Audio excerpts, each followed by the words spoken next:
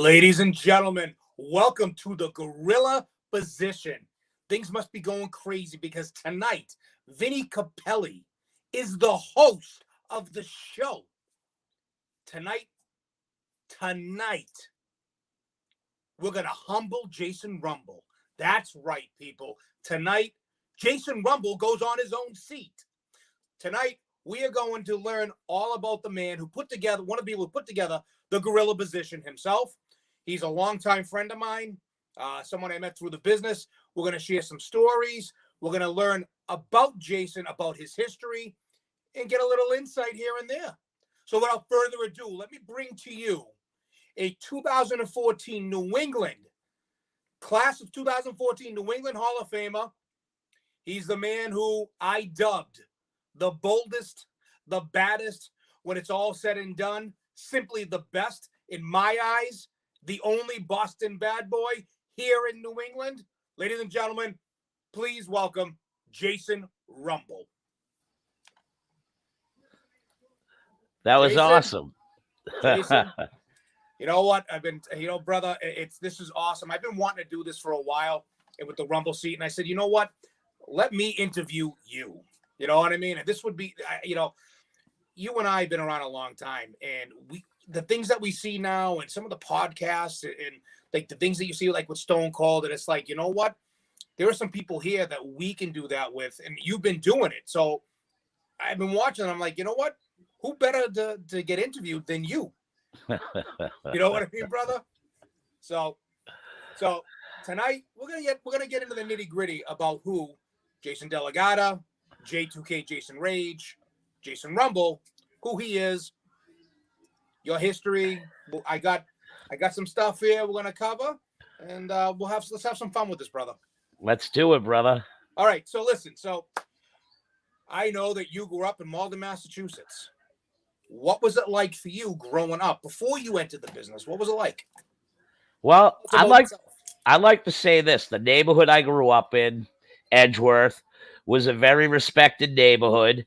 We had the Big A. It was a popular sub joint that like a lot of people went to, not just Malden people, but Medford people and things of that nature. They knew about the Big A. Yeah. And I tell people all the time, if I had the real time to sit back and I was a legit writer, I feel that I could sit down and legitimately make a series like the Wonder Years out of my childhood, not basing it upon myself, just even if it was through the eyes of a kid who grew up in that neighborhood of Malden, Massachusetts, the odd things that would happen, the people that have went through my town as far as athletic wise. Like, funny story is my family cousin, Carmine Capuccio, a very good Malden baseball player, football player,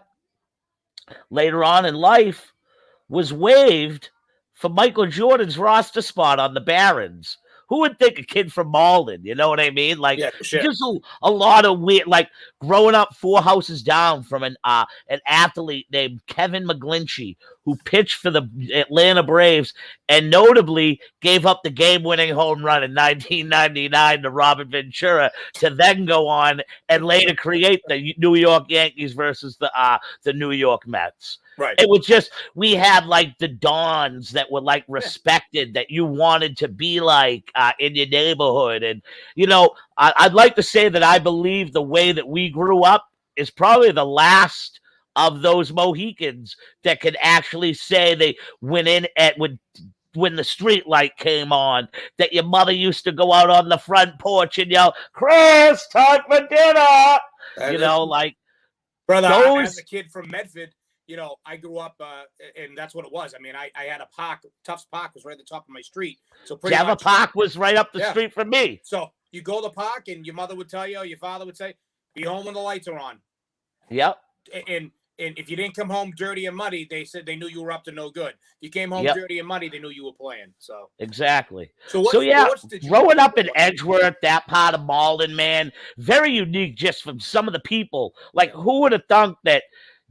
It's just it was awesome. I wouldn't trade my childhood in the way that I grew up, the things I seen, just getting on the 108 bus on a Saturday morning when there was no school, getting off at the Zare parking lot, walking behind JJ Nissen, cutting through the Stop and Shop, and getting over to the Meadow Glen Mall. You know what I mean? Like, bro, that was the thing. Even when you was from Malden, going to the Meadow Glen Mall on a Saturday afternoon and getting York Steakhouse was badass. Yeah, but you got to finish with Orange Julius at the end. Oh yes, definitely Orange Julius. Yes, go into Tello's, see what you can get. The Levi Strauss place. Yeah. So, what sports did you growing up? Obviously, you were an athlete. I know we had talked. I know you played sports as a kid. What were some of the sports that you really enjoyed? I played Pop Warner. Right? Baseball. I played Pop Warner football all throughout. I was a baseball player, but I had a sad ending to a certain extent because my father was a dickhead, and I ended up not having my 11 and 12-year-old year in Major League. I had to quit because of school grades. And I was hoping that my father would have noticed that by then I was never going to be an A and B student. Just getting Jason Delegata to go to school and get a C or a D. Like, I wish my father had, but old school Italian dude, you weren't pulling the wool over his eyes. Right. You know what I mean? So like 13, 14, 15, it was like I had to start over again. But I felt I was a decent ball player in baseball. I felt that as long as people wanted me on the team and didn't say, shit, he's on our team, I felt I was doing right. So I feel I always got into the category of, Jay's on our team. All right. We you know. Yeah. So that to me always made me feel welcome. So I never felt like I had I maybe in ways, shapes, and forms, I probably appreciate that because I was humbled at an early age. Right. So to bring up your early age, obviously, I don't want to touch too much upon it with you. I know it's personal, but obviously, not many people know you lost your mother at a young age. I lost my mom my sophomore year of high school, dude. And I tell everybody that it probably, in a way, shape, and form, crippled what athletic aspirations I had. I was really good at football, and I felt I would have had a chance if my mom. But everybody says blaming things on life. Man, you try being in high school and finding out 2 months before your mother dies that she's bedridden with cancer. I'd like to see anybody just steer themselves through that, because sometimes it's just bullshit when people try to say that, you blame. Listen, I do. I blame part of it because I didn't know how to cope. I wasn't around the right people to deal with what I was going through at such a young age. But then again, I feel that it made me persevere and appreciate everything that I had in life come after the age of 22. Right. And that's when things were really able to turn around for me at 22. I got my head level. I got a girlfriend, the original. And that really helped steer my head straight, man. And whether or not it ended up not to be, but that was a big part of me getting to see who the hell I could really be in life. Going out, not playing football for almost 5 years, going into a tournament with my buddies and beating a bunch of ex-college and ex-NFL tryout guys, and having a dude come up to me and express his interest in signing me to a semi-professional football deal. And just the rest is, I had just started to Killer Kowalski's. Like 23, 24 age, really, it got me. But I'm not gonna lie, my mom dying, it killed me. Yeah. The one thing that brought me back to life was knowing the fact that on my mom's deathbed, the one thing she asked me to do, and this was for her, was to graduate high school. And I did. I went back to high school a year and a half later. I finished high school going on my 20th birthday. I wasn't embarrassed that people used to tell me to go stay one more year so you can go buy beers at fucking lunchtime. And I look at them, I go, I already buy beers now. I don't need to Right. fucking turn 21. You know, I feel a lot of that helps shape lives. I feel a lot of that is meant to happen. And, it brought me great things. It brought me great friendships. I tell everybody this: the first 25 years of my life, there's not many people that are in my life. At my wedding party, it was everybody I met from the time I was 25 to now the time I'm 50. That there was legitimately a table of 16 people that could say they knew me before I got into professional wrestling. And two of them are kind of my best friends that weren't in my wedding. You are always going to be one of my lifelong buddies. Somebody I feel that even if I don't talk to you, I feel like I was just hanging out with you the other day. Yeah. You know? Yep. Same. And Feel the same. I love you like a little brother, man. Even though at times you were more mature than me, your positivity and what you did in life helped rub off on me, and part made me the person I wanted to be, man. I look as much as I might be older than you, I look up to you, man, and I greatly appreciate everything you've done for me. You're a brother, man. We'll touch upon that a little later. We'll get into it. So you mentioned wrestling. What got you in? Growing up, were you always a wrestling fan? If not, what got you into it? And for all of us, like for me, right? More than Hulk Hogan, it was the Road Warriors were the first. That day I turned the TV on and I saw the fucking Road Warriors. I was like, I'm enthralled. Then I fell in love with Hogan. And that's how I started falling in love with the business. So before you broke in, kind of like what got you to fall in love with professional wrestling, and who did you love? I grew up loving Bob Backlund. Bob Backlund, really? What was Bob Backlund? Dude, just watching how pure he was. When he cut a promo, I seen it in his eyes. By golly, I'm going to go out there and defend this WWF championship for all my fans in the Boston Garden. It was just, it was just that. And he looked like Opie frickin' Taylor from the Andy Griffith Show. So that got me even more captivated. And I loved how he used to wear the cool ring jackets and tuck the towel in. Like he looked like a fighter to me, And then watching Jimmy Superfly Snooker fly around. Lovely brother. Yeah.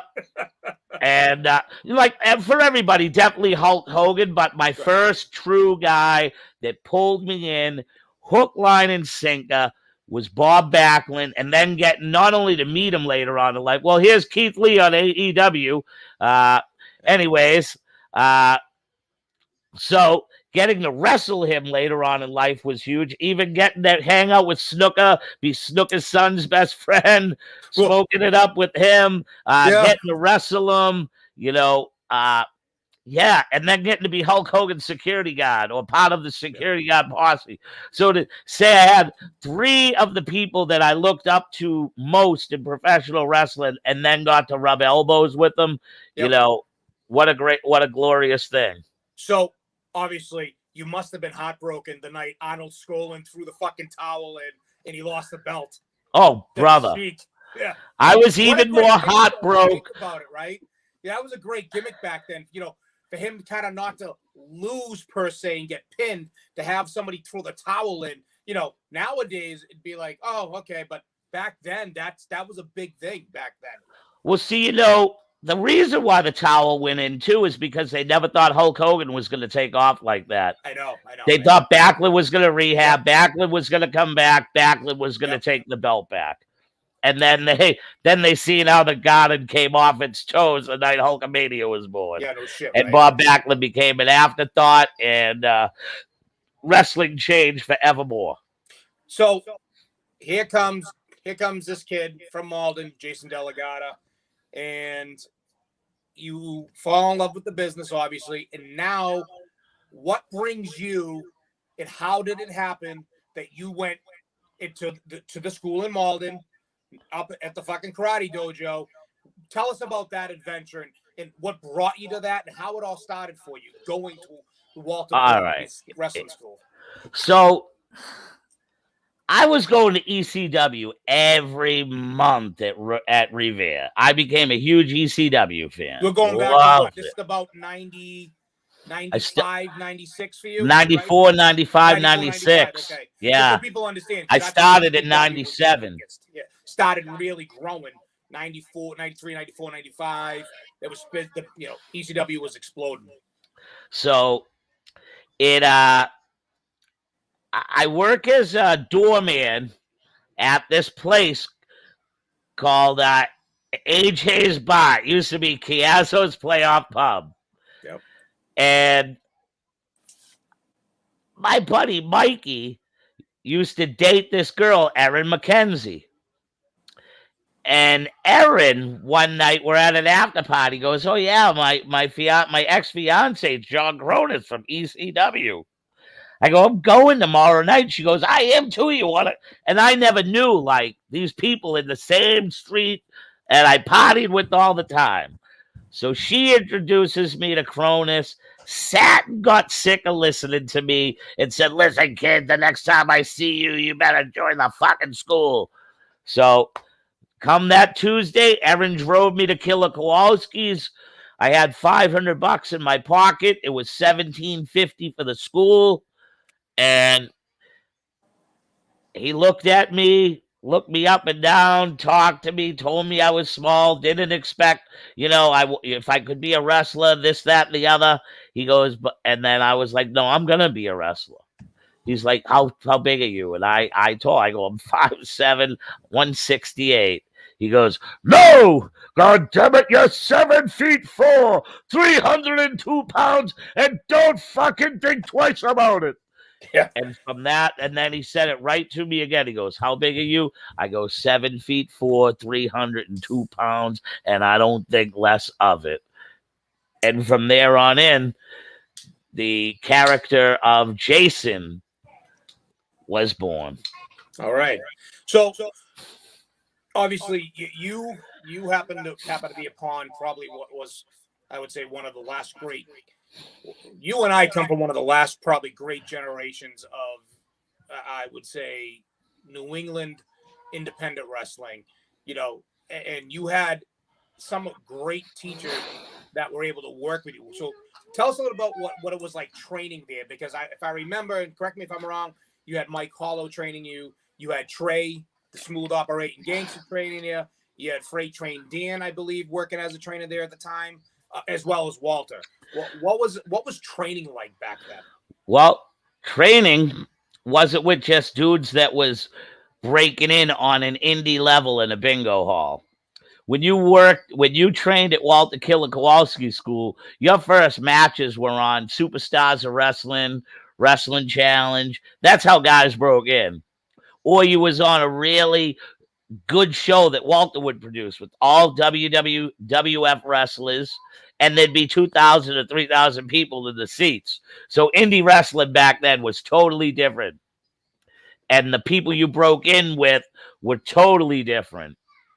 Trained right, the whole 9 yards. Freight Train Dan's first match, WWE Superstars. Tim McNeely, first match, WWE Superstars. Jim McCarthy, a.k.a. later became Dukes Dalton. First match, WWE Superstars. Mike Hollow, WWE Superstars. Prince Albert, indie show, last indie show that Triple H was on in front of 4,500 people. So, like, these people broke in. Yep. Steve King, one of the most famous WWF jobbers with the most job matches, helped break me in. Smooth operating gangster, First match, WWE Superstars, was my basketball coach in Malden Neighborhood Basketball League. Yep. So, like, yeah, man, the training and the way that people gave back with not expecting anything was totally different. Wrestling and life in general, and I'm learning this from being a high school coach, that kids are just not the same anymore.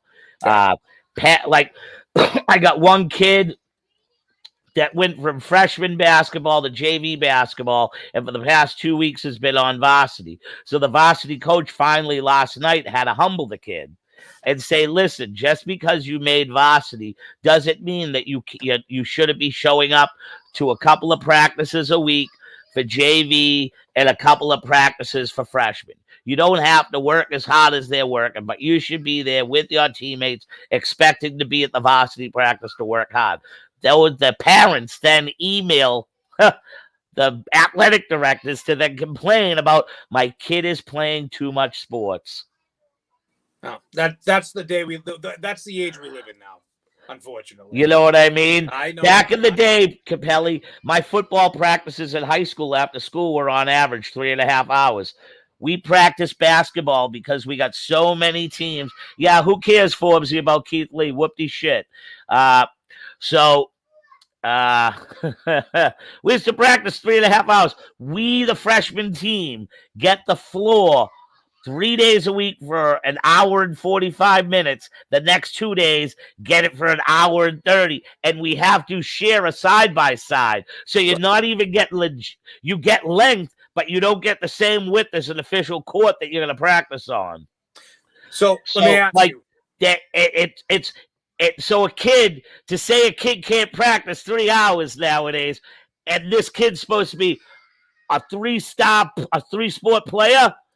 Come on now, man. Hey, listen, things have changed. So when you were breaking in and you were obviously training, you had a pretty good class too of people that you went to school with.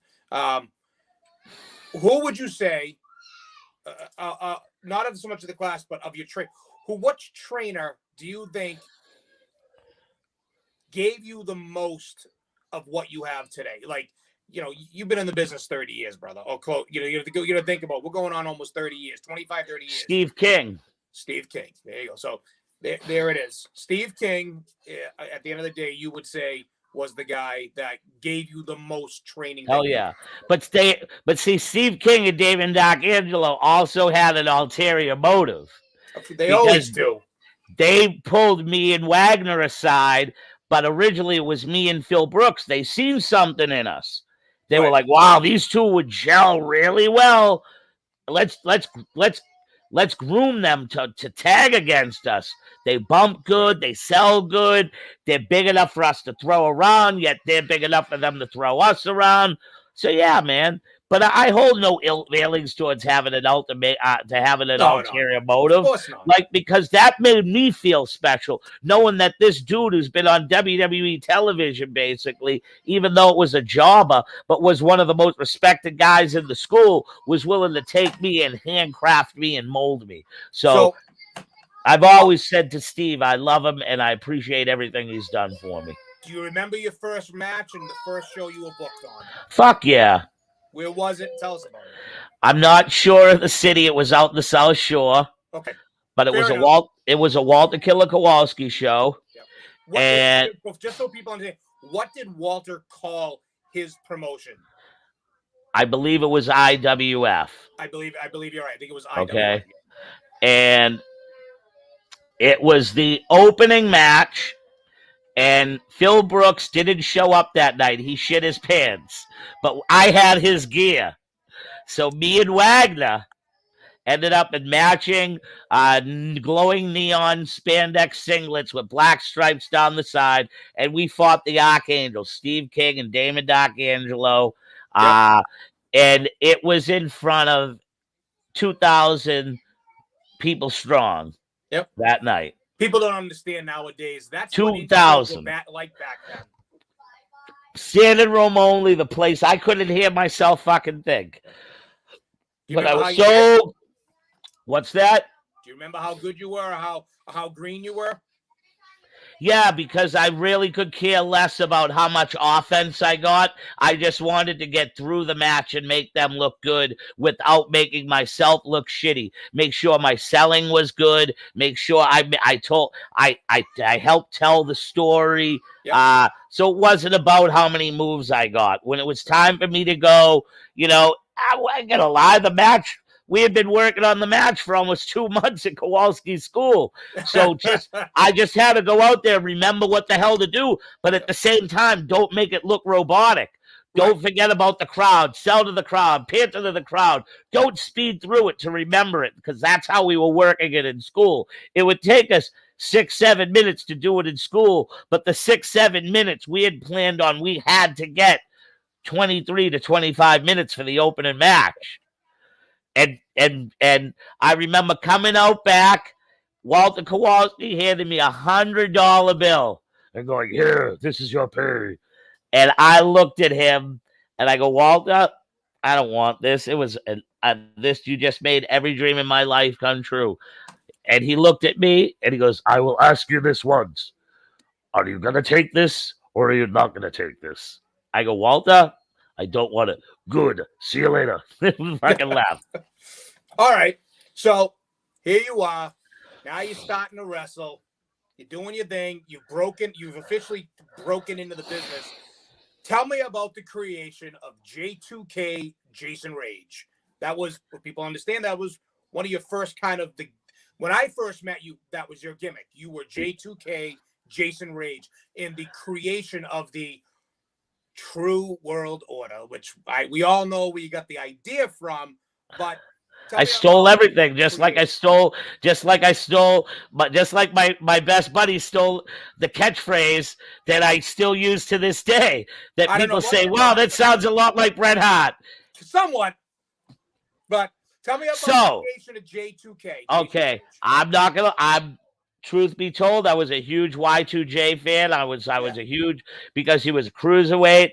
I loved his flashiness, and it was just a guy who I thought I was, man. I was just trying to be a guy trendy in the 2000s with style, and I guess it was just a guinea turned up, and that's and that was me. I was just being me, no pun intended, and Mike would laugh, me on steroids. Mike can't laugh. Let's remember that. He literally and figuratively, So, okay. Yeah, so, that's basically where I came up with it, was just, right. I stole it from, and the name Rage, okay, came from porn star Julie Rage. I was her brother. While she was getting it in the wazoo, I was kicking wazoo.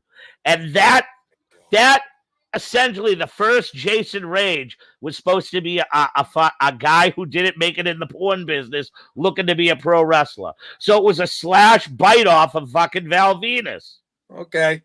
All right. Hence why I wore the leather. Things will never change. Like when I was in the EWA, I used to wear the all leather like style pants, and it was basically, that's what it was supposed to be. So you just touched upon my next topic right here. So here you are wrestling, and you're starting to work not just the Walter shows, you're working the New England indie circuit, which included EWA, Century Wrestling Alliance, which also became NWA New England.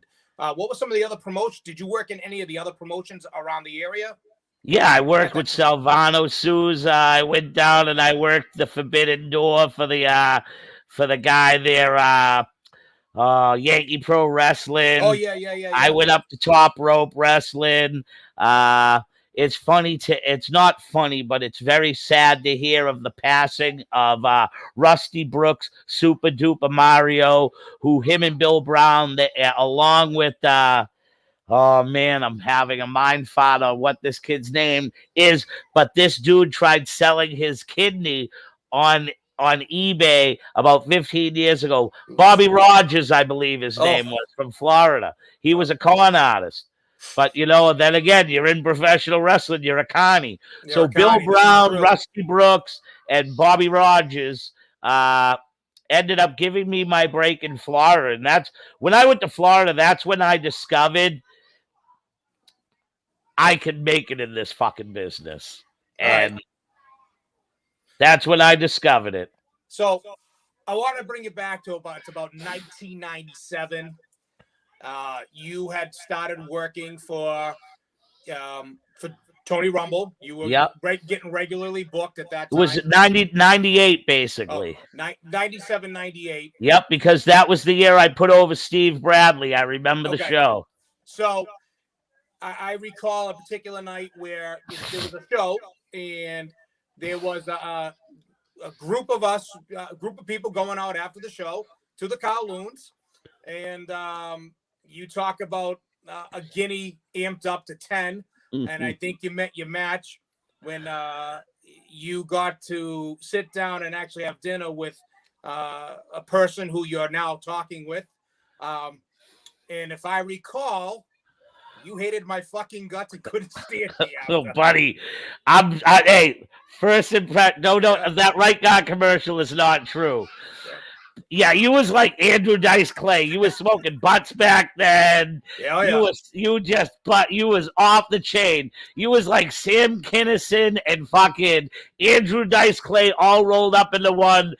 And I was like, I hope I never have to see that fucking dude again. He's so fucking annoying. I'm sorry. That's all right. Hey, listen, you've told me the story, and it's just funny because I somewhat remember because we went to the Kowloons. And that's when, you were with your ex and she was there. And I want to say maybe it was Wagner that was with you. Who else it was. But, people don't understand. Like the boys do, the WWE guys do it. But we did that a lot back in the day, too. We'd always go out to dinner after and such. And it was funny because, honestly, that was the first time I really got to ever meet you at a show. I was working for Tony at the time, but I was kind of, I was off again, on again. I was, I was believing me personally, I was believing my own hype back then. I had people in my ear saying, oh, get your tape down to Paulie. Paulie's looking for somebody, he's looking for a mouthpiece. And here I am. And I just wasn't committed, 100% to the business. And, but I got a chance to meet you and I was, I was a different person back then. But I just think it'd be fun. I just wanted to bring it up because technically the first time you met me, you couldn't stand me. But then the death of Tony Rumble happens. Get into that right now because before we go to Tony's death, you had become a mainstay working for Tony. And in doing so, you were getting booked regularly with Tony. You were also building a personal relationship with Tony Rumble. Can you talk a little bit about how that happened and the really kind of relationship you had to Tony prior to him leading up to his death? All right. So truth be told, the first booking I had with Tony that was of relevance was at the Revere Football Stadium. Oh, yeah, and it was in a 6-man match. Yep. And this is before they came the NWA. Yeah, we're still saying. And yep. And it was a 6-man match, and me and Damon were able to pair off at the end. And my Uncle Lenny, my mother's twin brother, lived 6 streets down, decided to come to the show to watch me wrestle. Well, he seen the way me and Damon fought, and man, my uncle came to the locker room as we fought off, and Tony had to come out and talk to my uncle. So, because my uncle thought that guy my uncle knew nothing about wrestling, but was smart enough to say, he was taking his fucking liberties on you. What do you mean that wasn't real? I was like, Uncle, he's one of my best friends. We want to make, well, shit.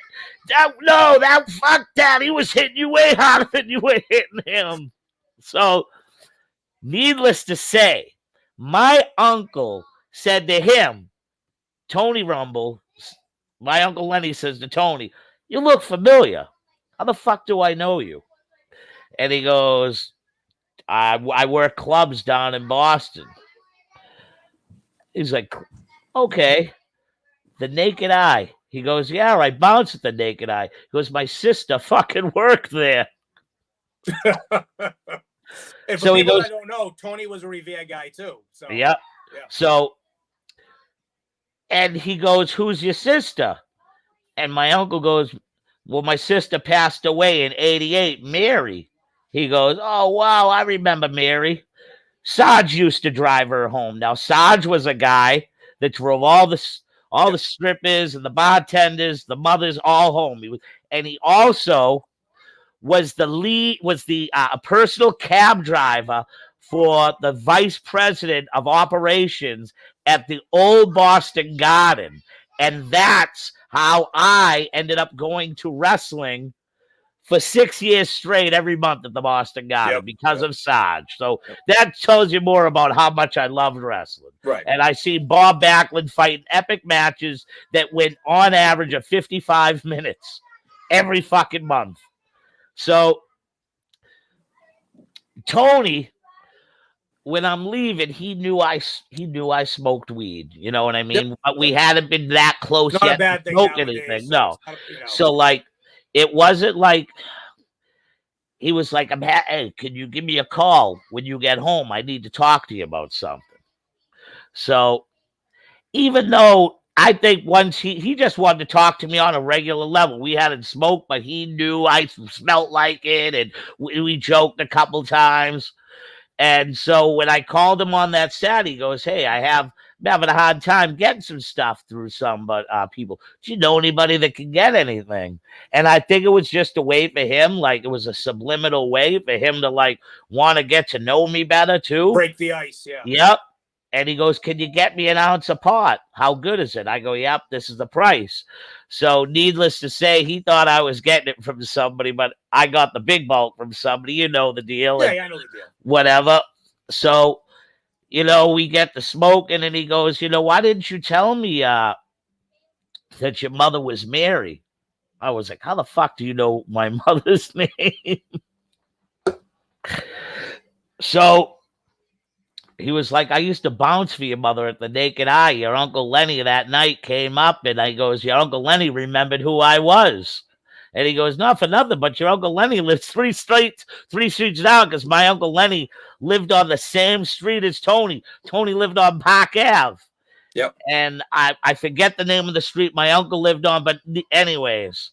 So, yeah, as soon as he found out that he had a connection bouncing for my mom, I became his pet, man. And plus, I smoked weed, and I had a nice car with air conditioning. Yeah, nothing wrong with that. And he liked that. So I started to become, about a month later, his preferable ride. If Pat Doyle wasn't going, because Pat used to like to drive with him, but I became his preferable ride, which is one of the reasons why I got heat with Knuckles Nelson back in the day.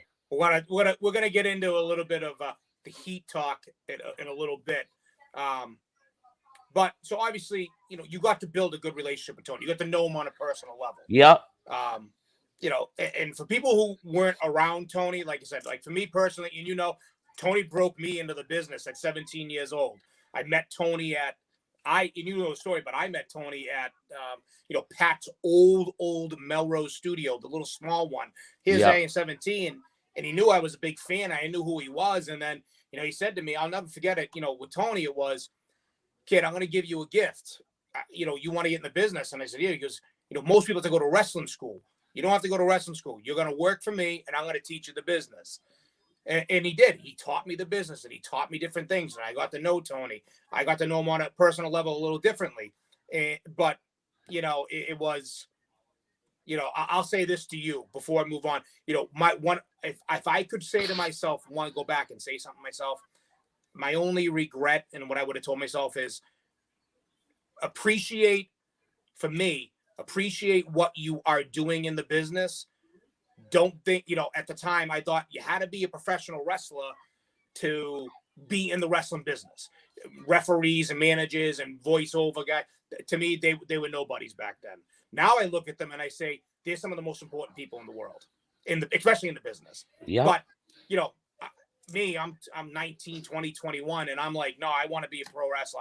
I want to go up to, I want to wrestle, and if they're not going to give me an opportunity, then I'm going to go up to this other place, and they're going to give me an opportunity. And needless to say, we're not here to talk about me, but I'll never forget. I'm going to touch on the next thing. So obviously, I had stopped kind of working for Tony at the time, and the crazy thing is Tony had started working he was doing the shows at Good Time Billiards. Yep.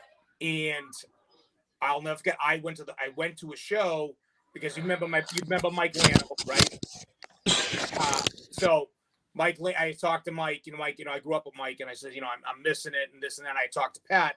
He's like, well, come down to the show and just talk to Tony. So I remember I went in the back, and Tony saw me. He's like, what's up, punk? And that was my nickname for him. And shooting the shit. And I said to him, hey, Tony, man, like, I'd like to come back. I'll do whatever you want. Like, if you got a spot on to do commentary, or if you need a manager for a show or two or something like that, I'd like to come back and just, do something. I miss it. And he's like, yeah, kid. He's like, all right. And I'll never forget it. He goes, all right, punk. He's like, I'll call you when the next show comes, when I book the next one, I'll call you. He's like, we'll find something for you to do. I said, I appreciate that. And then it happens, and I want to get into it. So obviously, November comes, you have it tattooed on your body. Tony passes away. Do you remember where you were and how you heard about it? Wow, man. Like it was yesterday, yes? I remember getting drunk out of my mind because I was about to Friday night. I remember barely just getting up to go and do the annual neighborhood basketball league draft. Yep. I ended up with all the coaches at the Maplewood Tavern, drinking more, eating pizza, and doing my draft. Get a call from the ex, and the ex goes, you need to come home right away. You're never going to believe this. I don't want to tell you over the phone. You've got to get home right away. Yeah. So I get home, and on my message machine was the first one was, Rage, it's Rumble. Where the fuck are you? I need my usual buddy. Call me. Next phone call. Hey, Jay, it's Steve King. I just want to let you know that Tony Rumble just passed away. Yeah. I went back and I replayed to hear Tony's voice for the next hour. Yeah. Yeah. I remember I was fighting with my girlfriend at the time, or the person I was talking to, and I'll never forget it. Lano calls me, Mike. Yeah. Like, hey brother, I gotta come over. And I'm like, all right, what's the matter? He's like, I gotta come over and talk to you. And I was like, all right, come on over. I thought it was something else, because Mike, my buddy Mike, he was fighting drink. He had demons, and it was alcoholism. Yeah, I'll never forget. He goes, can we sit down? I'm like, yeah. He's like, I gotta tell you something. And I'm like, what? And he's like, Rumble's dead. I'm like, what? Wait, what? I'm like, what? He's like, Tony's dead. Tony passed away. And I'm like, wait, are you fucking with me? And then he's like, no. And then Pat Doyle called me, and Doyle's like, he was in tears, and he's like, did you hear? And I'm like, Tony's dead. And Pat was like, yeah. And I'm like, fuck. That's when it hit home. And then, I just remember going to Melrose, on the Melrose Wakefield line, going to the services. And then, it was just kind of a haze. I think wrestling wise, it was haze. And I think a lot of people were affected by it, but I want to bring it up because you were really affected by it in such a way that I want to get into next, because the NW, what people didn't realize, some people don't know, at the time, Ellen wanted to keep things going, his wife. And at the time you had Jeff Katz and I know Knuckles, or they were trying to do something, or there was just an influx. how did you come to be? You take. I don't want to say take over, but you were approached, and tell me how you became the person to run NWA New England. Okay. So after Tony's, services went on, we all went back to Tony's house. And I thought it was really odd because Pat Doyle even says this to this day, that Tony just, his ashes haven't even burned. He hasn't even been burnt yet. And you people are over here talking about wrestling shows. So Pat was bullshit. They had shows, paid shows that they could have postponed because they were good friends with us. Schmerlis, Fred Schmerlis, Fred Schmerlis, who was the fundraiser guy, yep, the telemarketer back then. But anyways, they go on with the shows. So at the time now, Knuckles is living up in the fucking New Hampshire, Georgetown area, okay? Yep. And Knuckles is thinking about getting a school together, and he does this first show at a place. And he books it, on the NWA New England, but he had seen how good the show went. And he basically told Ellen that, yeah, just give me a call anytime you get a show and I'll get things going for you. Ellen gave them this job to get shows. Right. But at the same time, I was about 3 weeks away from running a show for Jeff Mangles, who had broken his legs and was a friend of ours. Yep. And it didn't have a name, but I wanted to utilize the NWA New England name. And Knuckles, I believe, I believe it, he was threatened of the fact that if I do good, Ellen might want to take me on. Right. To be the new booker. I had no plans of ever running and being a promoter. I just felt bad for a friend of mine who had 2 broken legs and could have been one of the most sought after young cruiserweights in all the world, and possibly could have been one of the most recognized cruiserweights in Jeff Mangles, because he had those type of connections and he had that type of talent. So I was just trying to do something good for my friend. No. So Knuckles quits on Ellen. Ellen's bullshit. I had driven her to the show, and she was in tears. And she's like, you know what? Go ahead and you have my permission to do Jeff's show. But at the first negotiation, Ellen wanted money. I was supposed to pay money for it. Yep. I had become so close with the family, the money was forgotten. And Yep. she had seen the way wrestling was drawing. She could see how hard I worked at it. And that I was killing a relationship I had because of the time I spent on it and the money that I was spending on the product. Well, we're going to get into that right now. But I want to, before we jump into that, I got to ask the question. And I want people to know the history. Talk about how you went from Jason Rage to being approached and taking on the gimmick of the Boston Bad Boy, Jason Rumble, and also talk about a lot of the heat that you got for that because of that. All right. People don't understand that you didn't just take it. It was given to me. Yeah. I know the history behind it, but people don't realize the amount of heat you got for that too. It was given to me whatever night Friends was on. I became good friends with the family, and me and my ex would go over every week that the night with Friends was on, and we became very friendly. So I'll never forget it. They asked me to come over early, and I came over early, and I thought it was weird that Michelle was there too. That's the other daughter. And they asked me to come in the kitchen, just me, and they close the door, and they circle around me, and they look at me, and they go, "We can't tell you how happy we are since you came into our life. And there's no one we feel that's more deserving from taking this company over to not only that should be the son and take on the name, the Rumble name." Right. Buddy, I was in tears. Yeah. Tony Rumble was one of the greatest guys to me. Growing up, watching him on ICW wrestling as the manager, Yep. watching him on the Battle Bowl to come out for the ring, like he was a New England Boston legend. What Right. made me another thing that convinced me to go to wrestling school was going to CWA shows with the X, and I have a picture of the Warlord with the X like this, and I was like, dude, drive that bitch through the fucking mat. And it was watching Steve Carino at these shows. I was like, shit, and that even more piqued my interest. Holy shit, I remember those shows.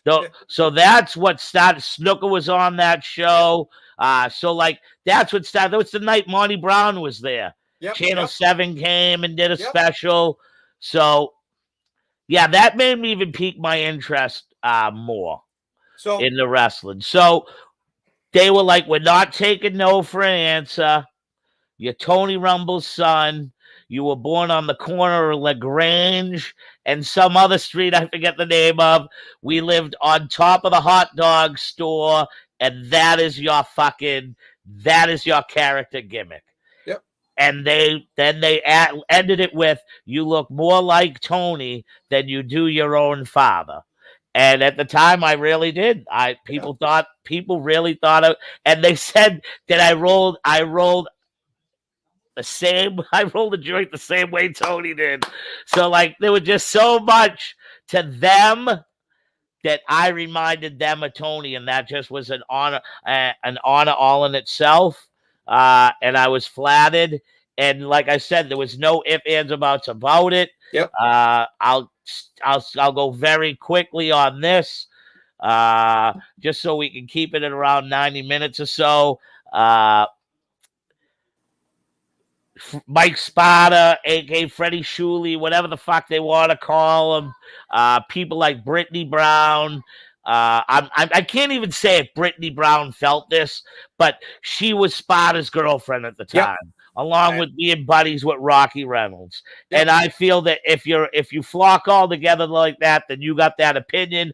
But Brittany and I are kind of cool. Like, I'm friends with her on Facebook. She's commented on things, and it's never been of any bad feeling. So maybe it's just through my own paranoia that maybe I thought she felt like that. But they basically told me I should be fucking dead and buried 6 feet under like Tony Rumble. Give it up. You're not his son. Fucking die, you son of a bitch. Like, yeah, I got basic death threats for about 3 months from them guys. And then forever, one of the reasons why I morphed myself from a bad boy to a dog. Well, I was going to ask you that question. And hear me out, is because I got sick and tired of Rocky Raymond and bitching, complaining, moaning, and the last thing that happened was he took me to small claims court and he was able to get $1,500 out of me. So, like, listen, man, everybody knows I'm the Boston bad boy. The Boston, as long as you say it, that's all that matters. Everybody knows that. But at the same time, I don't call you the alpha dog. I know you don't. But to me, the Boston bad boy is an alpha dog because he believes he's the baddest motherfucker on the block. So the alpha dog, the Boston bad boy, bro, I'm all one. When I came into that ring, I made people fucking believe. So, and it wasn't, people have to understand, it wasn't just, and I know, it wasn't just those people that you had heat with or had contact. Oh, I had heat with the boys too, man. You had heat with the boys, certain boys. You had heat with certain, other people around the area. But at the end of the day, talk about, here comes now Jason Rumble, the wrestler, and Jason Rumble, the promoter. Now you're taking on running a business and having a wrestle. Talk about how it affected, because it did. I've had many of conversations with you back in the day. Talk about quickly how it affected your career, what your career goals were, as well as your relationships. Because I know for a fact, single-handedly, I was there. It definitively affected your relationship personally with somebody. Yeah, it did. It totally killed it. But at the same retrospect, I got a beautiful wife now. But I got a great family. I got two kids that I have, like, my daughter is a legit girly girl, but still loves to play. She was downstairs tonight while I was at work because she starts Pee-wee basketball next week. She was downstairs for a half hour shooting. My son loves every sport imaginable. He's in Pee-wee wrestling right now, wrestling kids that are 2 to 3 inches taller right, and outweigh him by 10 pounds, and he ain't afraid. I just So, don't like, think people I think things understand. happen for a They reason, do. They do. okay? And I ain't gonna argue that. And so I believe, like, you know, what if I didn't become Tony Rumble's son and I Well, that's got a what we're doing. shot at WCW? And then WCW gets sold because I was getting looked at by WCW. Tony Rumble had me, Wagner, and Lewis being looked at by Kevin Sullivan. And Right. when they started losing money, we got out of their hindsight. And because AJ Styles and a guy like Air Paris and the original Shark Boy were whores for this business, working for $25 a night because it was in Panama City, they got the contracts that Wagner Brown, myself, and Luis Ortiz. I seen the contracts. They were forwarded to Tony Rumble, aka through Kevin Sullivan. We were signed, sealed, and delivered. Right. So what if I got bitter?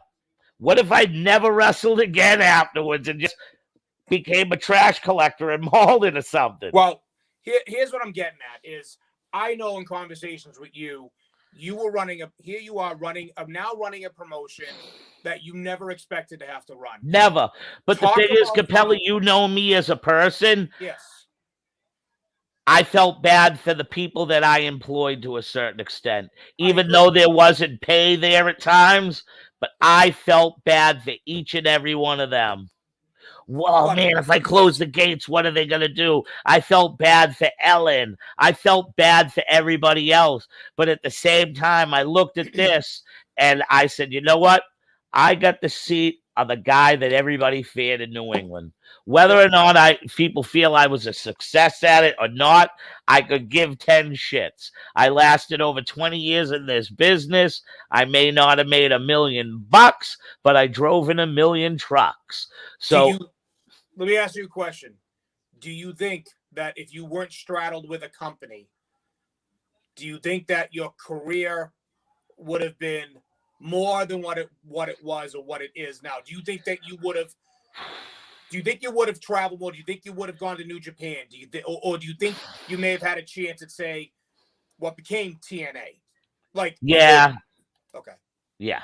Because I think I had already had the drive of the travel to the other states because Tony got me over even more with Bill Brown when I was in Florida. So Tony realistically had helped open up gates that I knew I could have kept.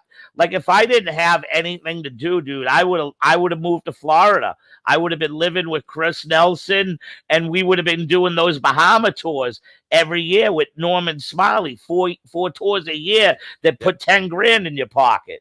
Right. So like on the flip side, yeah, I either way, I would have I feel I would have did something. Okay. As long as I did it as this, maybe not. Who knows? All right, I could have ended up being a coach right now in NXT with Steve Carino because Carino was one of my buddies, a guy I always traveled with. Yep. I became friendly with him because I was the world junior champ. He was the world champ. And Two things I'm about to touch upon right now. He used to force me to get myself booked on shows with him all the time because he believed that there should always be 2 representations of NWA world champs, regardless whether it was the tag team champions, himself, myself, the NWA national champion. Yep. So yeah, Steve Carino, big shout out if he ever listens to this. Carino helped me out immensely. So yeah, I feel I would have did things no matter what.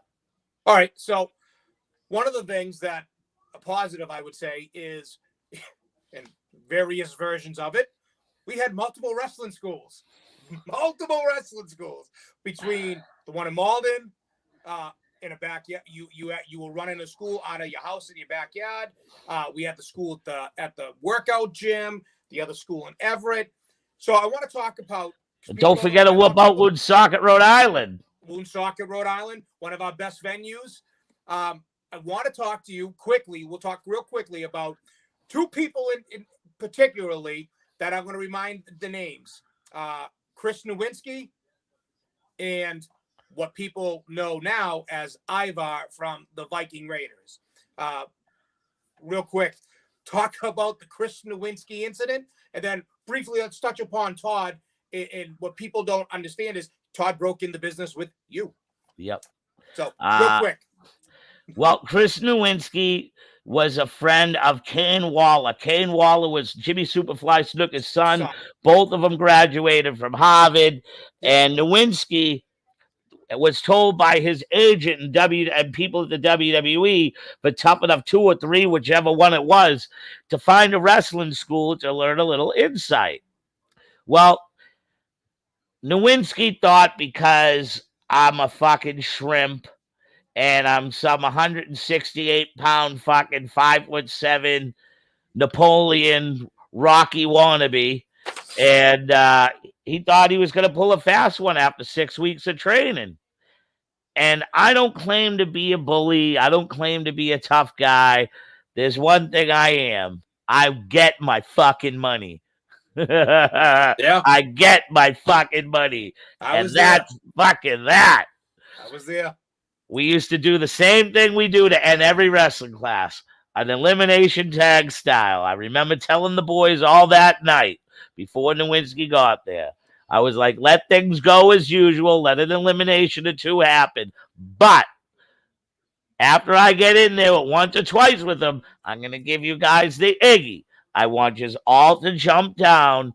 And I go, either he's going to scream for hell or he's going to have a bullet in his head by the time I'm fucking done with him. I sucked him up in a leg single. And now for people that don't know, Chris Nowinski was an all-Ivy nose tackle for Harvard. Yep. It was 275 pounds of fucking muscle. He came at me. I leg tied him, grapevined him. Before he knew it, the way I had him in the lion tamer, his knees were as tall as my head, but I had him bent like a fucking ram horn. And that he was screaming like a little bitch. I was there. I can attest to this. I got the money! Please! And then he goes, will you take a check? I go, fuck no. No, that's right. You got a bank card. Yep. We're going to the ATM up the street, motherfucker. I remember that. I got that car, and needless to say, I did conceal certain weapons back then that nobody needed to know about. He saw a concealed weapon and knew I wasn't fucking around. Went to that ATM and bitch gave me my money. Then he never showed up again. And then that's right. He never showed up again. So let's transition to a positive. Let's talk about what we know. What we originally knew was Handsome Todd Hansen or Handsome Johnny Blue, who has evolved prior to going to Chaotix Wrestling School, where he really honed his craft. He broke in with us. Talk about Todd. All right. Todd was introduced to me by a referee we had called the Walrus, Scott W. Walrus. And they worked at T-Mobile up on Route 1 in Saugus. And Todd had this little fucking samurai ponytail like this with gig marks all over his head with Band-Aids on it when I went to meet him. Because Walrus was afraid that this backyard kid was going to fucking kill himself. So I had to convince him to come down. So he comes down to where I lived on Broadway in Malden, across from the fucking 199 or whatever that is there, the steak tip place near the town line. Yep. And he came down and we hooked, line, and sinkered him. Yep. And then within a month from there, we were over in Woburn. Yep. And he was. I'll give the kid credit, man. He broke in. He was a sponge. Training with you. He came along pretty quickly. He was green when he first started, I remember, but He was good. I mean, I worked with him on gimmick and talking, like doing interviews. You guys were wrestling. The kid came along well. And honestly, he made, at the end of the day, he made all the right choices for himself. And look, I know you. I'm going to ask you, but I already know the answer. But I assume you are more than ecstatic for his success and take pride in the fact knowing that you were his first trainer and you get to see the fruits of your teachings in him. Publicly, he's never acknowledged that I was his first trainer, but he has given thanks to myself and Bo for his career success, which I understand, man. Whatever. Yeah, I understand. That's cool. I'm not like all the Boston fans hurt that Tom Brady didn't give me a fucking retirement speech when he did it 2 years ago for us anyways. No, it took 1 week to make a video. Let's not go into it. Listen, he didn't want it. We didn't. He didn't retire here. We get everything else. And we got the 6 Super Bowls. But anyways, so here you go. I start doing things career-wise, and we're up at Rhode Island, and I knew that I wanted to start to wrestle more. And that's when I made the gamble to go to Florida for that 6 months, and that's when I blew it with the ex because I had gone to live with Kenny Garrett. Yep, I remember. But listen, you know what, though? This is more about talking about your career. Man, but I'm just saying that's when the first one fell apart. Boom. Yeah. The second one, let's not even get into. Yeah, that's a nightmare. That's Disney. That's Disney World, and I got to escape that. Oh yeah, that was Disney World, all right. The fucking pillow room that I got to sleep in. Oh Jesus, that fucking broad. But here you are. I remember having a distinct conversation with you, and I told you go get at it, and I told you back then, stop worrying about everybody else. Worry about yourself. Go chase your dream. And you became NWA World Junior Heavyweight Champion. Was it twice or once? 3 times. 3-time NWA World Junior Heavyweight Champion. And one time for about 2 minutes and 42 seconds, NWA World Heavyweight Champion, which is not recognized. But if I could find the footage, people could see it. Okay. So you start going off and doing your own thing. You are nationally recognized. You're wrestling up and down the East Coast.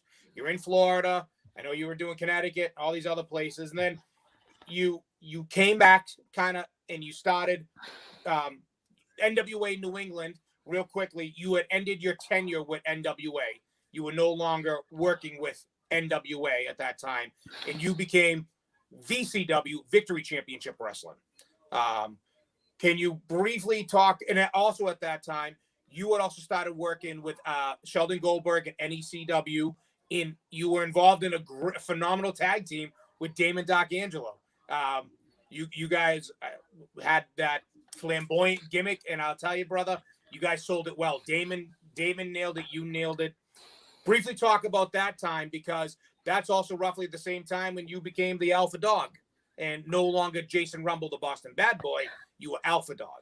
Yes, I officially became the Alpha Dog the year I moved up. I moved to Maine because was 2000. My son is 6. It's 22, I believe. 2016. 2016. Yep, I officially changed my name. So, anyways, VCW. I was still living in Somerville, Massachusetts. I remember having the phone conversation with Bill Behrens and just telling him the money we paid, it just didn't make sense because it was never coming back. It was like a farce. Right. Who does this money go to? Where's the fucking, you know what I mean? Where is the ultimate outcome? You had nothing. Even when we had TNA, it was nothing. Right. This is just a way for a bunch of guys once a year to come have a convention and think they're really fucking wrestling promoters when it's just fucking playland. Yep. Victory Championship Wrestling was actually a name that Walter Kowalski wanted to be, but wanted to just be VW, Victory Wrestling. It's the Angels of Victory. So that the word victory and all that came from Victory. I named that with Walter. one of the main reasons why I used to tape the ropes purple and gold was because they were Walter's favorite colors. Okay. There were a lot of things I used to do in memory of Walter. Well, what was the rest of this after Victory? So after you did Victory Championship Wrestling. You were also working NECW, working for Sheldon. You were doing the Damon Doc you were Angelo. doing your Damon Doc Angelo gimmick. You look like you enjoyed it. I did, because I was playing the dumb blonde that didn't know my buddies was gay. There you go. Yep. And you had Tony Ulysses. And it was fucking phenomenal. Yeah. It was just a great all gimmick. the moves we did. When the fans thought me and Damon used to smack hands and do the kiss that don't miss. We used to kiss each other on the cheek, but it was so close and so good that people thought we was actually lip smacking. The fact that people in NECW, and I will never, this is the highlight of my career, to say I am an actual wrestler that could perform, and even before I hit the fucking goddamn entrance music, they started booing. I'll never forget the night Quincy Armory, me, Damon, and Fabby T standing there out back, getting ready to do our thing, and Sean Gorman, not Gorman, but there, Norman, Chris Norman there, ringing out, saying, "It is now time for the main event of the evening. One fall set for the NECW Tag Team Championship." And the whole crowd got, "Oh, the fucking Jules! Fuck them! Fuck!" You could hear the whole crowd. Like, before we even hit, the three of us looked at each other and we knew we had something special. And I'll say this to this day. We dropped the ball. It happens. We dropped the ball. Well, we dropped the ball. We could have been, all honesty, TNA was at the height right there. They were getting some good promoting. And Al Snow was there. And I sent Al the stuff. And for some reason, Al just buried it and he had ended up leaving at the end. I was supposed to be I was actually the last guy scrapped for that You Want to Be a Star thing they were doing at TNA. I was scrapped. I was that last week. It was just me. Yep. But yeah, I feel like I don't want to be the blame of something, but I believe me and Damon, along with Fabby T, could have been a household TV tag team. Yeah. We had that. Especially when we had matches that could go 45 fucking minutes, and it would be the first 20. Yep. And we could stall for 25. Yep. And the crowd, like that, man. Yeah. I will put mine and Damon's stuff up against any tag team in the past 30 years in the New England scene, and say that me and Damon are top 5, bar none, maybe even the best tag team in the past 30 years. Gimmick wise, from beginning to end, not doing flipsy doos and dunkaroos, but fucking working the crowd and telling a story. I believe there was none better. Maybe the Archangels, but I believe me and Damon Doc Angelo, the crown jewels, the jewels never lose. You gotta be fools if you mess with the jewels. We had all the great sayings. We had Fabby T, and me and Damon, push come to shove, with I believe we're two really good workers that know what we're doing when we go in the ring. All right, so now gonna go into a little round of just questions. I'm gonna ask you a question. I want you to give me one answer. All right, you ready? Yep. Greatest accomplishment in the business. Wow. I want to say my world championships, but then I want to say getting to go toe-to-toe with Teddy Hart for 36 minutes.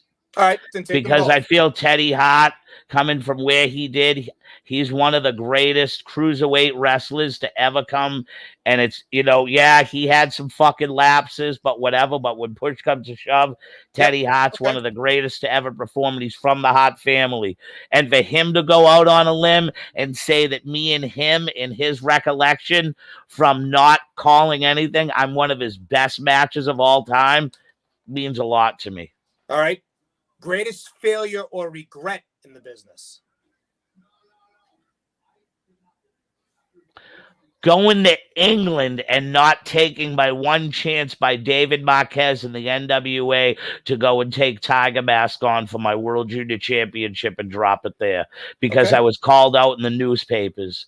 And man, that like a smart Jason Rumble should have went to Japan, because I would have been a fucking household name, CaPelie. Yeah. A loudmouth American like me put me in front of that camera with the fucking newspaper. Oh yeah. That was the biggest career mistake I ever made in my life. Most enjoyable in-ring opponent? Enjoyable. Damon D'Angelo or Bo Douglas. Okay. Best wrestler you ever worked with? Oh, hands down, Teddy Hart. Okay. The hardest person you ever had to work with in the ring? When we first broke into EWA, working 40 to 50-minute matches that were 3 pages long of spots with Damon D'Angelo. Okay. High as a motherfucker. Okay. All right. So now I have a list of names here. What I want you to do is give me, tell me what comes to mind when I give you the name. Okay. I got 10 names for you. Starting with Damon D'Angelo. What comes to mind? Fuck. Associate the name. You want? If I say Babyface Assassin. All right. Slick Wagner Brown. A true motherfucker. Pat Doyle. Gone too soon. Gone, not in a physical sense. Not in a physical sense, but from the business, gone too soon. Bull Montana. Dedicated. Sheldon Goldberg. Underrated. Mike King. A devoted friend. Had some of the best tall tales of all time, but Mike's devoted. And Mike, if you're in shit or high hell, Mike's one of the first guys that's going to drop what he's doing, and he's going to throw down for you. Devoted. Mike is devoted. Another Mike Hollow.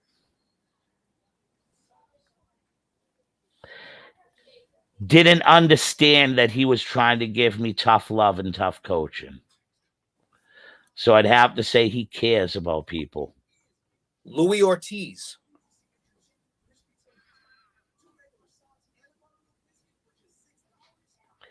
Definitely an underrated talent, and really should have been somebody that was a household name. Here's a name you know very well. Vinne CaPelie. Couldn't stand him at first, but when push came to shove, the motherfucker gave me money to help this fucking company. Never asked me for a fucking red cent. And has just been a stand-up guy to stand beside me and be my friend. And I couldn't appreciate that more. So devotion, man. Devotion. Last but not least, Walter Kowalski. Walter Kowalski gave me everything I ever wanted in life, to realize I could be better than the person I was that walked through his door. All right. Here comes a good question now. If you had a chance to go back to visit yourself, if you had a chance to do it all over, if you had a chance to change it or go back and do it over, what's the one thing you would have done differently?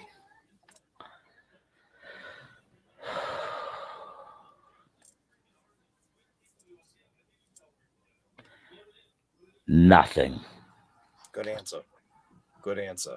A lot of people sit there and they think like, well, I would have did this differently, would have did that differently. You know what?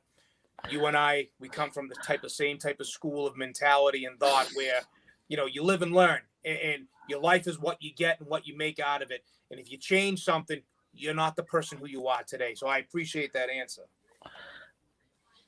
I'm going to ask you this question. I don't want you to think about it. I want you to give me the best answer possible on this one. This is my last question for you. How do you want people to remember you? As a person who gave you a chance. Okay. All right. That's how you want to be remembered, as somebody. I just want to be the person. I gave you a chance. Yeah. I gave you a chance. I was a fair person. I gave you opportunity. An all-out nice guy, just a cool dude that you felt you could talk to no matter what the problem was. But a guy that gave you a chance, just like my mentor, Tony Rumble. He gave you a chance. That's right. So, we'll begin the last 10 minutes, kind of just wrapping it up. I want to quickly go over, you went in, you and I have had this conversation about the New England Hall of Fame in the past. Me personally, I'm not going to lie. I think I'm a little soured on it because I feel like it's all in who you know, but you are more than deserving of being in a Hall of Fame. And you went in, we talked about it earlier today. You went in probably one of the best classes. You mentioned Jim the Anvil Neidhart, Harley Race, and Knuckles Nelson. You as well were part of the 2014 Hall of Fame induction for the New England wrestling. I think it's an accolade that speaks for itself. I think it's something you definitively earned over the years. And I'll say to you, you inducted me into our Hall of Fame at one of the last Hall of Fame induction ceremony you had, and it's funny because I still talk about it to this day with some of my friends that I play fantasy football with that I invited to the show, because they're like, I can't believe you invited me. And my buddy Tommy, who I give shit to all the time, he's like, and you called me out in your speech. But it's people don't understand that, whether it for us, it was never the WWE, and it'll never be the WWE. But for us, it's still the business, and this was our WWE, or is our WWE. And I just want, I think it's amazing that you were recognized at that level, at a level in New England, not just for one particular promotion, but at that level. And I feel, and I think you'd agree, the Trooper Gilmores, the Mike Kings, and some of the other guys that are in the, I would say Johnny Rodeo. There's another name that people forget, Damon Doc Angelo. I don't know if he's in or not. These are people that, I look at and I look back and I say it. I think Bull's in it, but if he's not, he should be. He is. Bull's in it. Yeah. Pat Doyle. I mean, these are people that may be forgotten about, but they did a lot for the business at the time. And I got to tell you, like, it just for you being in there, if I never make it in, at least I can say, hey, you know what? I work with the guy, and he recognizes me. But it's nice to know people that I was able to work with you for all these years. And I say work with you through the business, because what people don't realize is, I don't know if people don't know it that are watching, that maybe they don't know, but when I came back around after Tony's death, you brought me on, even though you couldn't stand my guts. And then you went, and you've always said it to me, CaPelie, you're the only person, one of the only people I've ever met that the first impression wasn't the last impression, right? Yep. And we built a relationship, a friendship. Fuck, I remember when I got my fucking shoulder surgery, we're driving around, putting up fucking things, the nights at your house, the long talks, going to the gym, talking business, talking life, talking gimmicks, talking fucking storylines, talking about wanting to murder fucking Chris Charisma, a million things. And at the end of the day, I can say for myself, at least if I never make it in, you know what, I feel like, my Hall of Fame induction with you was enough from you. But for you, it has to be a sense of accomplishment. You know what I mean? Be getting that, that Hall of Fame induction. it's got to give you that sense of accomplishment. Yeah, I feel that I feel very appreciated by Joe Bruin for recognizing me, without a doubt. And then to see that I had Harley Race fall asleep in his wheelchair in front of my podium while my speech was going on, Greg Valentine there, Jim Neidhart getting inducted in there. Not too long later, Jim Neidhart, I believe, passes away. Yeah, You you're know, right. You're right. Yeah, that so 2000. Yeah, it wasn't. Yeah, I think it was a year or two later, right? yeah, I think he passed away in 2015. Yeah, I think you're right. I think it's me about 5-6 years. That's right.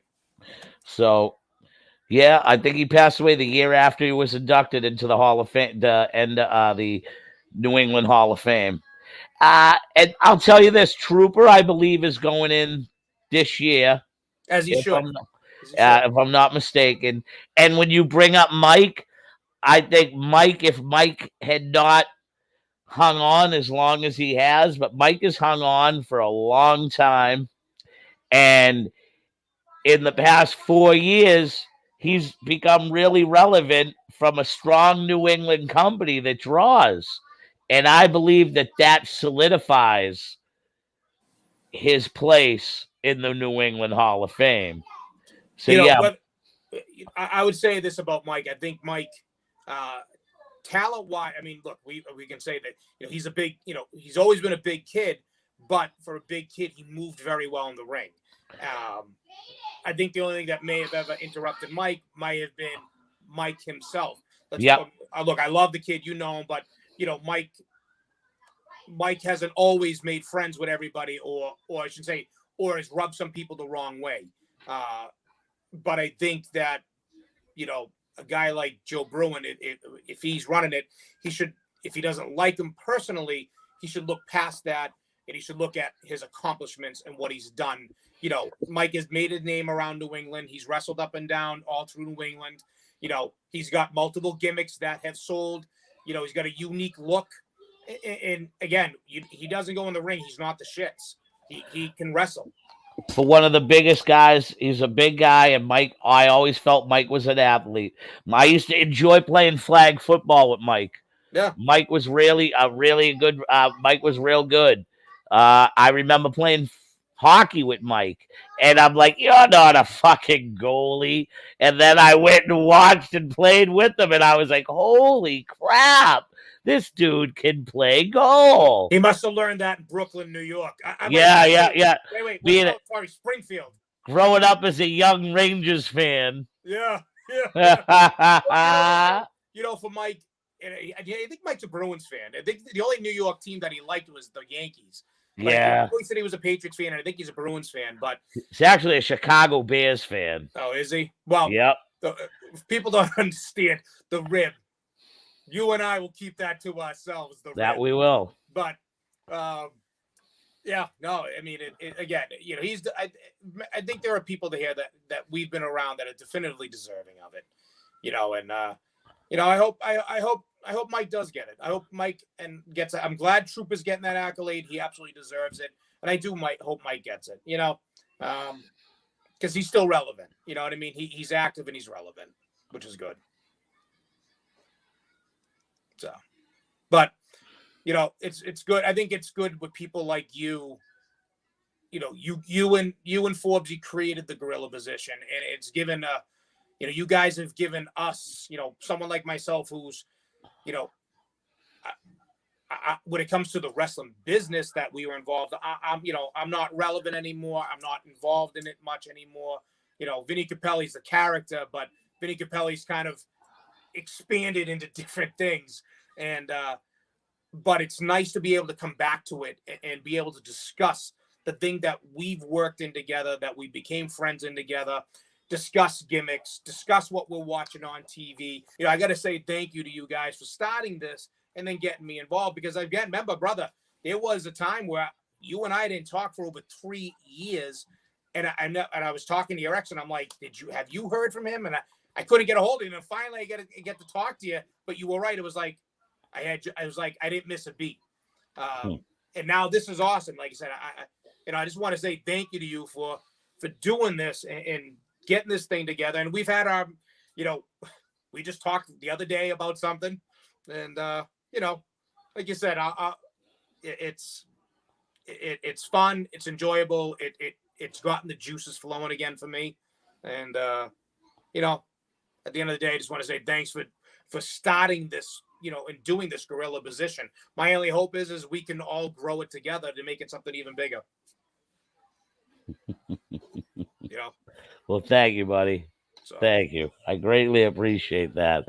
I was just trying to see who some of these comments were coming from, and I just got a plug from my announcer's gig because I do the PA announcement, basketball and stuff like that. And a guy just bought a truck because one of the PA announcements I do really good with it. Pratt Chevrolet, the way buying a car or truck should be. Guy just bought a truck from Pratt Chevrolet, and he goes, "You need to thank Jason Delegata, the WA basketball announcer, for continuously announcing the sponsorship, which made me buy this lovely truck from you." Good. So yeah, cool. But yeah, man, this has been I greatly appreciate you too, man. I appreciate it. I want to say thank you to you for coming on and agreeing to do this. I know normally it's you doing this and you bringing in guests, but I felt this was a good time and a good opportunity to. Which made me buy this lovely I can hear your voice. Yeah, now I know. Well, Jerry Leone, thank you very much for watching. Sometimes when they don't tag in through the streamline and watch it that way, the names don't show up. So it's nice to know who was tuning in. So I'll James, leave it with this. Yeah. I'm going to leave it with this. Behind you is a poster of probably one of the greatest of all time, Muhammad Ali, and you're wearing him on his shirt. I will say this about you, Jason Rumble. You sure as hell talked like them out in the ring. When you started going on your rants and doing your promos, you could put a little Muhammad Ali in out there. You knew how to fly, float like a butterfly and sting like a bee. And I used that as one of my promos at one time. I was like, and just like the great Muhammad Ali, I float like a butterfly, I sting like a bee. Rumble, young man, rumble. I remember saying that in one of my promos. Well, Jason, I'll say this much. I'll say it to me, you'll always be Jay. But when it comes to wrestling, you're always going to be Jason Rumble, the Boston bad boy. You're not the alpha dog to me. You'll always be the Boston bad boy.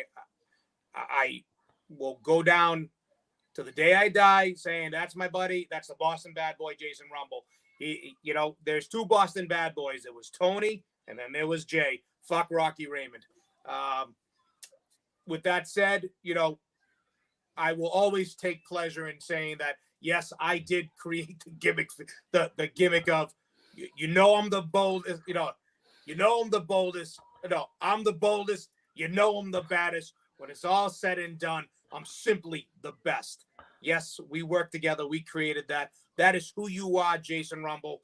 This has been an unbelievable hour and a half spending time with you, getting to know who you are, letting people into your personal life, letting people into your life of professional wrestling.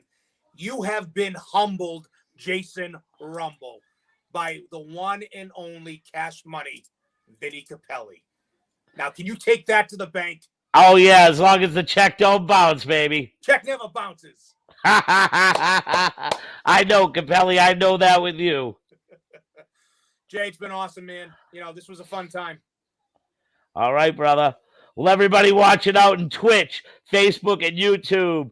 Stay tuned Saturday night for a sit-down, drag-out, shoot the shit Saturday night as we discuss more things pertaining to WrestleMania and to some of these big things that went on in AEW, like Keith Lee and supposedly, from what I read, Sam Joe. From me to you, that's about all I can do. For Vinne CaPelie, I'm Jason Rumble. Thank you for tuning in to another great episode of Being Humble this week with Vinne CaPelie. Right. Thanks, everyone. Later. Later.